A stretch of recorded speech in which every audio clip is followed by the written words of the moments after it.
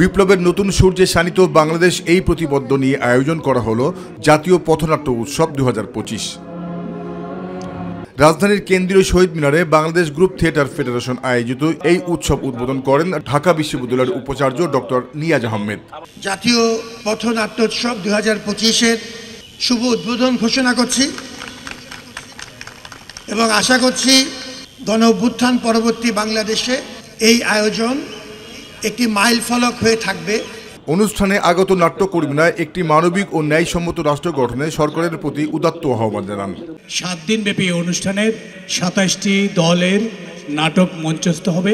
এ সময় সংস্কৃতি উপদেষ্টা মোস্তফা সরওয়ার ফারুকী কথা বলেন বিগত 16 বছরে স্বাধীনভাবে কথা না বলা প্রসঙ্গে। 2024-এ ছাত্র জনতা আন্দোলনের মধ্য দিয়ে এক বিশাল গণ অভ্যুত্থান হয়েছে, যার মধ্য দিয়ে আজকে আমরা কথা বলবার স্বাধীনতা পেয়েছি। 52-র সাথে 24-এর মিল রয়েছে উল্লেখ করে শিল্পীর কথা বলার স্বাধীনতা অক্ষুণ্ণ রাখার আশাবাদ ব্যক্ত করেন তিনি। গত 15 বছরে যে দুঃশাসনের গল্প আপনারা বলতে পারেননি, সেই গল্পগুলো বলারও এখন সময়।